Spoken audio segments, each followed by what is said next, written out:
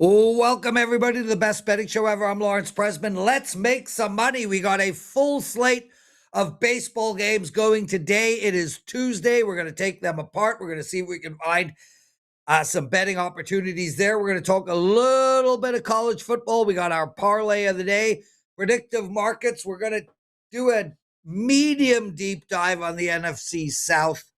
And we're going to have a long shot bet for you all at the end of the show. Plus, we will dabble into our mailbag section. Hit the like button, subscribe to our channel. Joe Ranieri, where is Art? That's a great question. There has been a sighting, from what I understand. And I believe, Prez, as you leave us for a couple of days here this week, and by the way, we do have an answer from Brian Power. He was nice enough to reach out and let us know his availability for later in this week. So the good news, Art is planning on being here tomorrow, but he is in a unknown location, he said, but he feels that he'll be able to get it done tomorrow. We will also have Brian Power with us as well on Thursday and Friday. The rumors, Joe, and this is, he's in an opium den in the Khyber Pass. Is that what it is? Yeah, that's correct. I believe so. Yeah. So that's the rumor. I have no idea if that is true, but I am told he is in an opium den in the mountains of Nepal. Oh, jeez. Yes. Fantastic. Yes. Well, I hope the internet works. That's all I can say, Art. Hope the internet works. So let's start right there, brother. Wise bets, smart bets. Did Art send us anything? Art did, in fact, send us over a couple of plays here today that he is seeing, especially in Major League Baseball. And one of those plays, Prez, as I open up his email here, is the under in Colorado and San Diego is getting a little bit of money. Also, Baltimore is getting a little bit of love in the marketplace. They are taking on the Detroit Tigers, two teams going absolutely nowhere. And another interesting one is the Angels have flipped. The Angels went from a dog overnight to a favorite here today, Lambert and Houston, and the Angels lost in the ninth inning, gave up 4 runs in the ninth inning to lose yesterday. That was brutal. But yeah, those are your 3 sharp bets here for today. Beautiful. Perfect. Before we continue, I just want to make mention, guys, it's Tuesday. It's $5 Tuesday across our entire network of sites. That is correct. This is the first Tuesday ever, where you can buy plays for $5 at WagerTalk, at Picks and Parlays, and at Sports Memo. All 3 websites. Any handicapper out there, only $5 for their best bet. Joe, I got a first 5 total tonight. Ooh. In the Yankees game. Nice. So if anyone is interested in that, Yankees playing the White Sox, I got a first 5 total bet for you guys. It's only $5. It comes with analysis. I know you lost your 5% play last night, Joe. Yeah, that was fun. Normally that means an immediate bounce back. So what do you got going tonight? Yeah, no, actually I have 1-1 there, Prez. I have a $5 top play at WagerTalk right now that I locked in this morning, and I've got a $5 play over at sportsmemo.com. So you got 2 $5 plays, 2 different places to go get it, Prez. So like you said, there's 3 places right now that you guys can hop on board. 2 separate plays, by the way, not the same play. 2 separate plays, one at WagerTalk, one at Sports Memo, for just $5. Go get them, Prez. Yeah, and we got the best team in the world. All 3 of those sites, probably close to 100 sports bettors covering every sport. Please check that out. Yes. Joe, cut that segment. Send it to Chris. Let's get that up on Twitter, dude. I thought it was good. Excellent. I thought we did a good job. Very good, Prez. I'm going to light a candle here and kick back. I like it. Okay, so college football right around the corner, Joe. I don't know what specifically you want to talk about. I know the Georgia Bulldogs are the favorite to win, and for me, it's like I don't want to be square here, Joe, Right. but you could still get them at a really good number, anywhere from plus 800 to plus 1,000. Yep. I feel like that's the bet, Joe. I know. Look, I don't want to take the favorite, but you got Kirby Smart. He's probably the best coach in the league right now. The Right. team has got pedigree. They're going to certainly come in after playing some stiff competition. I think they got a 15-17% chance of winning plus 900. There's value there for me, dude. I don't know. Maybe I hijacked the segment, but the Bulldogs are where if I were to make one future bet in college football, that would be it. With that said, I ain't making any of those. No, and we'll do the deep dive on Monday. Art will be here. We'll take a look. We're gonna do a college football betting preview on Monday, guys. Yes, and you don't want to miss that. But I'll laugh here, Prez, because they came out with this, and I thought it's great that they do this every year. They actually put out a list, a Power 4 valuation list. You know how we do it with the soccer teams, right, Prez, that are most valuable in the world. I think on a professional level, isn't it like Arsenal? One of those is worth $17 trillion there, Tottenham, whatever the hell it is there. Well, they've done it now because, let's face it, college has become really professional. As far as who is and has the most value of a university, especially when it comes to football. And do you have you want to take a guess as to what the number one most valued? Oh, close, same state, but the Texas Longhorns, $2.46 billion, Press, $2.46 billion. And the second, Ohio State, $2.3 billion. And the third, Notre Dame at 2.1. Shocker, right, Prez, at all three of those. Yeah. And I want to qualify because I said Georgia was the favorite. They're not the favorite, but I mean they're literally the number 5 best. Yeah. It's Ohio, Notre Dame, Texas, Indiana, Oregon is slightly ahead, and the Georgia Bulldogs are number 6. And then there's a big drop-off, Joe. After Georgia, we're at Miami, and then LSU, Ole Miss are all in the 2,000 pluses. So me, Art, and Joe are going to do a deep dive into this. I am going to continue to push the Georgia Bulldogs. It's just a value proposition from my perspective. But you like the Longhorns, Joe? Listen, I think the Longhorns are intriguing simply because of Arch Manning, and this will likely be his last year. I think that, again, their valuation metrics that they come up with here have a lot to do with, obviously, boosters and their ability in this day and age to legally pay for play with different players. So you kind of follow where the money is. And now Indiana's got more money than they know what to do with since they're a football school. Yeah. So for a moment in time. I think Oregon is going to be very interesting again this year because Dante Moore, don't forget, probably would have been with number 1, 2, top 5 pick, but didn't want anything to do with the Jets. So he decided to go back to Oregon. So he is going to be in one of those put up or shut up kind of seasons there. And again, no shortage of money available to Oregon players as well. And even Miami. There's no reason to not back Miami and think in the ACC they won't be there again. Well, I would take Miami, Ole Miss, Texas, and Georgia over Ohio State from a value perspective. So we are on the same page there.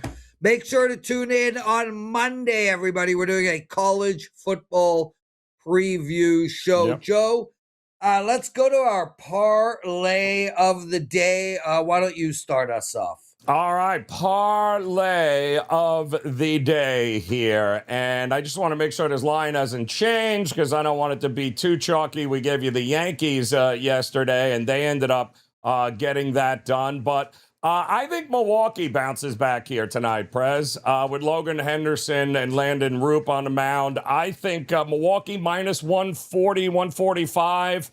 I like them to get it done against the Giants tonight in the Bay.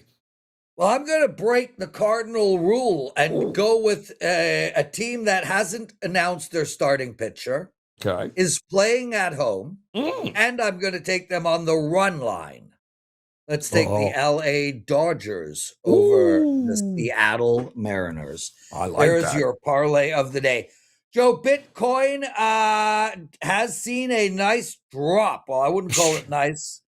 But we're still at it, drop schmop, right? Right. We're still around the same.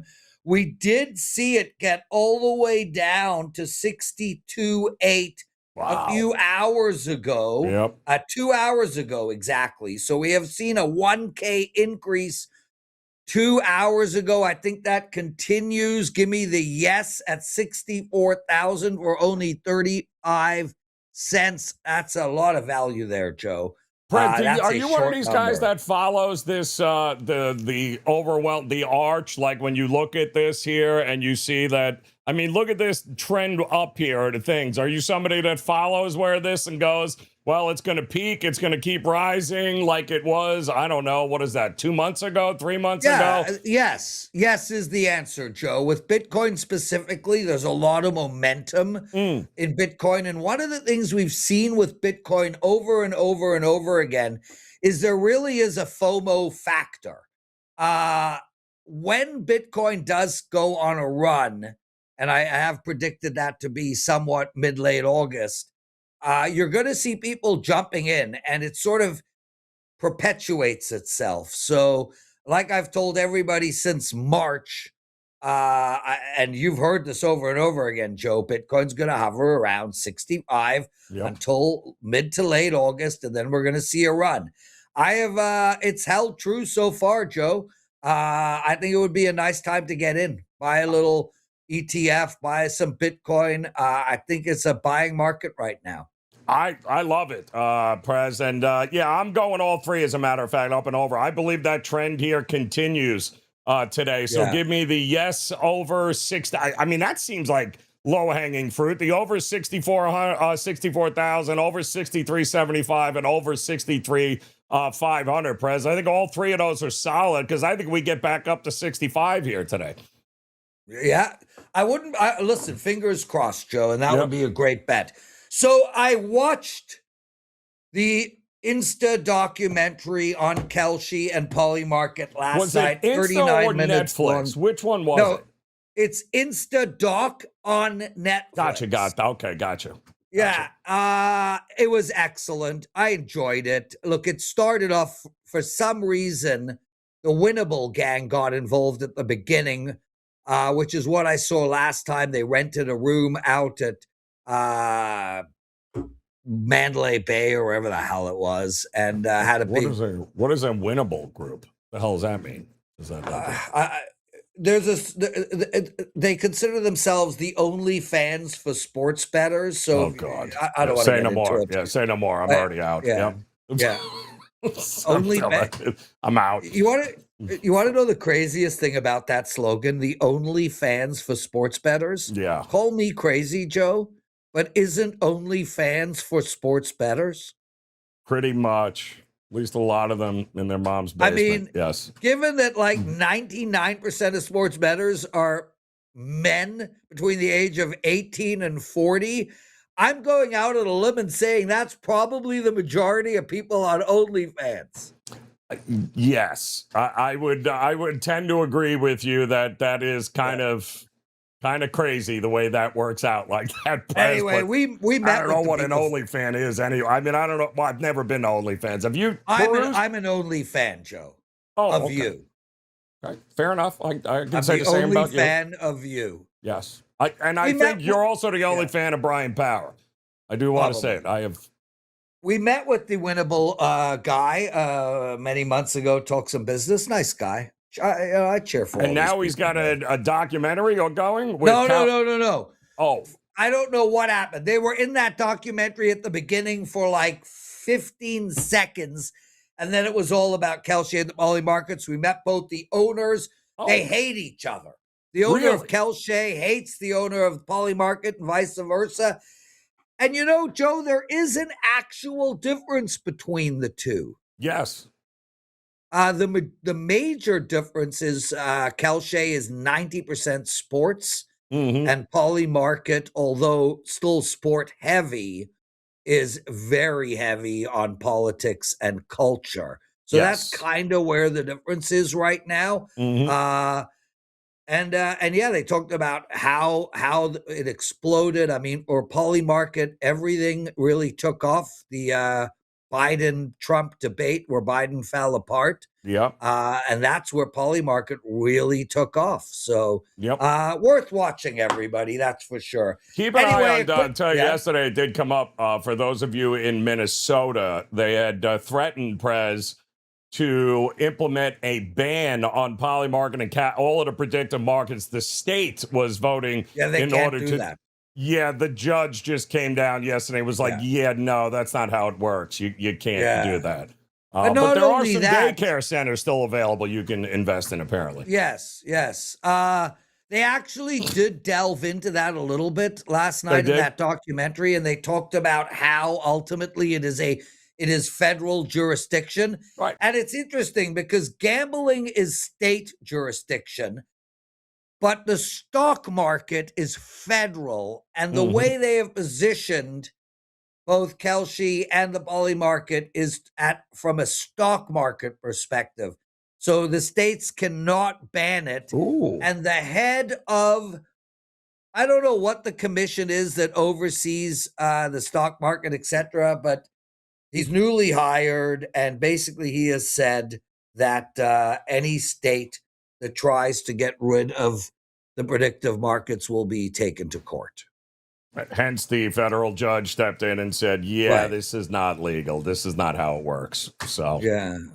Well, you know, I mean, I'm really surprised because you'd think the state of Minnesota would encourage it, tax the shit out of it, and then hand it to a bunch of, let's move on, Joe. By the way, the argument was, to your point, that the federal law preempts any state's gambling restrictions that they might have. So there you go. Well, okay. Anything else in the predictive markets you want to discuss? No, we're good. Let's dive into some football because that's pretty much predictive as well there, Prez. So yesterday we talked AFC South, right? Yes. Today we're going to talk NFC South. And a sexy division, you know, Joe, look, a wide open division, to say the least. And a division that I think will provide us with some betting opportunities. Wide open, let's start right off the bat with, New Orleans, Tampa Bay, Atlanta, Carolina. Can anyone win this division? Yes, I think they can all win that division, though, can't they, Prez, if we're being honest? Well, if that is the case, you look at DK plus 425 on the Atlanta Falcons, plus 164 on Tampa Bay, and New Orleans and Carolina are around the same. New Orleans, slightly better odds, plus 265. Carolina at plus 310. Would you immediately jump at Atlanta, given that this is a wide open division? No, because I don't like the quarterback situation. And you got, Stefanski's your new head coach in there. And although he's considered to be some sort of a quarterback whisperer. We've seen that with all the Cleveland quarterbacks he's whispered to, right? So this is how it goes. This is how Kevin Stefanski whispers to people. Yeah. Deshaun, suck. Yes. Michael Penix Jr. Baker, suck. Yes. Yeah, but the good news is they went out and got Tua. So in case Penix Jr. gets hurt again, they'll have Tua, who's been a wealth of health in his career. So I don't get what Atlanta is doing, nor do I trust them. Defensively, they're going to be pretty good. I like Carolina in the division, Prez. Call me crazy. I think Canales is going to be a guy we're going to talk about for a very long time in the NFL. And, I saw the switch go off finally with Young last year, and it just looked like the game slowed down for him a little bit. And the defense they invested heavily in. I think he's got a lot of weapons now. I think if they protect him, I like Carolina here as a dark horse in this division. Although you can make the same argument for Kellen Moore and the Saints too, right? Except I kind of like the Panthers Joe. more. I don't think you can make the same argument. And I agree with you. Carolina is the play, and I am confused at why New Orleans is favored over Carolina. Yep. I think Kellen Moore, look, I think he's going to be a great coach moving forward. He's only in his second year. Canales, I think, is now in his third or fourth. Yep. I also feel like Tyler Show, I don't feel like we have enough to anoint him a NFL quarterback. Mm-hmm. I think with Bryce Young, we do, Joe. Even though he did suck for many years, he definitely is he's not the worst quarterback in the league, to say the least. Right. Let's go over to Atlanta, maybe, if you want. Maybe some Miami Dolphins situation there. Look, this Carolina team, the only thing different between New Orleans and Carolina here is 2 games, and that's in the schedule. New Orleans will get 2 easier games than Carolina. Other than that, and then you have Tampa Bay, Joe. Why are we not high on Tampa Bay? At plus 164, that's an implied 38% chance of winning the division. Do they have a 40% chance of winning the division? There is a lot of noise that I don't like with Tampa Bay right now. You got Baker Mayfield came out, Prez. We talked about it. That listen, we're not even remotely close on a contract extension. You can't have your quarterback going into camp and going all throughout camp.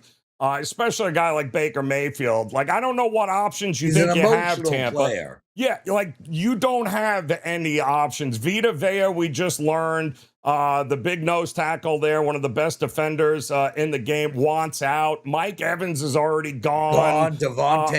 David gone. Levante David gone. There's a lot of noise, and I love Todd Bowles, but don't forget we've got 10 brand new coaching hires here in the NFL this season. 10 guys on the sidelines with different teams here. Todd Bowles is a guy that's been there and done it. He's one of the most veteran coaches in the league right now. Their win total, I think it was 8.5, Prez, and unless I see a little more consistency, it feels like the Bucs are in this transition year for some reason. Well, listen, the only win-loss bet I made is Tampa Bay under 8.5. Yep, there you go. I think they are in a transition as well, Joe, and I think their defense is going to struggle. Yes. I think they're going to be a nice over team this year, Joe. Yes, I agree. Well, look at that first week. You and I talked about the first, the opening week, Detroit, and that total. Right? No, not Detroit. Who they playing?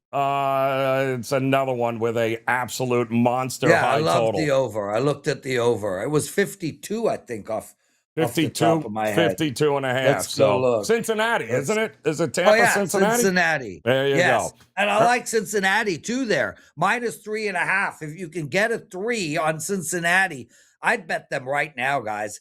People are sleeping on Cincinnati, Joe. We got to talk. We got to talk that division. We will. Maybe tomorrow. Yes. Let's talk the Cincinnati, Baltimore, Pittsburgh AFC North division tomorrow. Yes. Yeah. Okay. So I like Carolina. I think you and I are in agreement that Carolina is the team to beat. I do not trust Atlanta. I think Stefanski's a good coach that got buried in Cleveland, but I don't like the quarterback situation. And to me, Tyler Shaw is going to be, he's like 30, isn't he? As a second-year player. Like, I think he played in college for 9 years. So he's older than Spencer Rattler and some of the other guys on the thing. But did they not draft someone? I thought they drafted someone. No, Tyler Shaw's going to be the guy that comes in. Eh? That's going to be their guy. Yeah. Listen, look at what the guy did. Might be really good. Next Steve Young. Coaching matters, and I think Kellen Moore is a pretty good offensive coach. I'm a big fan of Kellen Moore. I actually thought he was going to be the Cowboy head coach at one time. He should have been.